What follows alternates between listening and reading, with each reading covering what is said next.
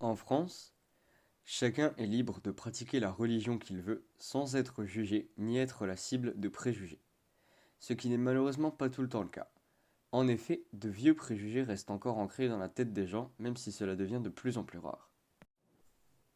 La liberté de penser est le droit que possède tout individu de déterminer lui-même le contenu de ses représentations intellectuelles, morales, politiques et religieuses. On pense et on pense soi-même à ses idées. Cette liberté est souvent codéfinie avec la détermination d'une limite entre sphère publique et sphère privée. La liberté de circulation est le droit pour tout individu de se déplacer librement dans un pays, de quitter celui-ci et d'y revenir.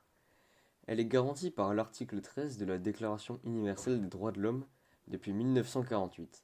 En pratique, cette liberté est limitée pour de nombreuses raisons comme la nationalité, pour les immigrés clandestins, la propriété, pour les non-propriétaires, la loi, pour les prisonniers ou encore le confinement lié à la crise sanitaire. La liberté de la presse est l'un des principes fondamentaux des systèmes démocratiques qui reposent sur la liberté d'opinion et la liberté d'expression.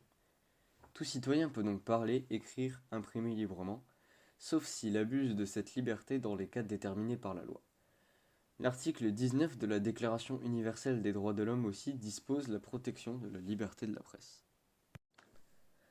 Enfin, comme conclusion, nous pourrions dire que toutes les libertés que nous avons présentées jusqu'ici ne sont qu'une partie de toutes les libertés trouvables en France et qu'il en existe bien d'autres.